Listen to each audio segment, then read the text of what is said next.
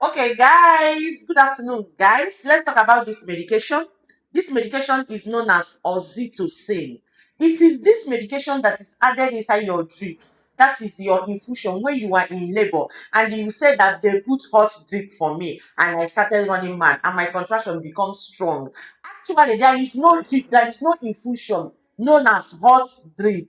It is this medication that is added inside that your drip, and the purpose is to make your contraction to be steady and strong. Naturally, your body produces this oxytocin because it is this oxytocin that makes your body to go into contraction, that makes your uterus to go into contraction.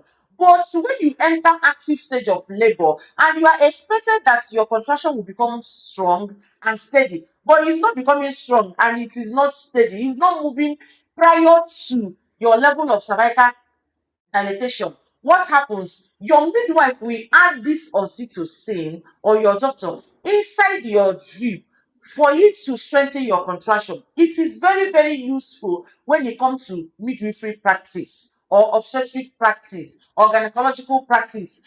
But at the same time, it can be very, very dangerous. It can be what?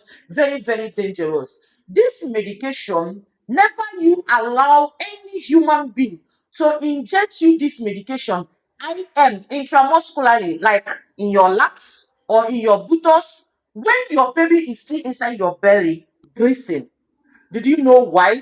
When your baby is still breathing inside your belly and you are in labor, and this medication is given to you intramuscularly, it affects your fetal breathing. It affects your baby's oxygen saturation. That baby begins to have fetal distress. The oxygen saturation begins to drop automatically. That is the reason some women, after pushing out their baby, you find out that the baby will go into fetal distress, though it is not the only reason for your baby to go into distress. Okay, this medication, when injected intramuscularly in the laps or in your buttocks, it causes a lot of dangers. Apart from reducing your baby's oxygen saturation, it makes you to go into hypertonicity of the uterus. What is hypertonicity of the uterus? Like you begin to have overcontraction of the uterus. It will no longer be tiny. It will become overreacting, of which can lead to uterine rupture. When it leads to uterine rupture, what happens? You begin to bleed. Okay? Another thing that it does when it's given intramuscularly is because it cannot be averted. Once it is injected into your body intramuscularly, there is no way it can be averted. Okay? So it is not good for it to be given to a woman in labor whose if baby is alive intramuscularly. You can only give this medication to a woman in labor if only the baby is no longer alive.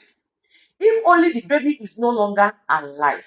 Okay, that is the only time you can give a woman in labor this medication intramuscularly. Okay, another way it can be given intramuscularly is when managing postpartum hemorrhage, that is PPH. That is another way it can be given intramuscularly. Okay, it is your midwife's responsibility to do so, but should in case you went to a place to give birth and you begin to notice something fishy, do not allow anybody to inject this medication to you intramuscularly or anything that is not IV through your drip, through your infusion.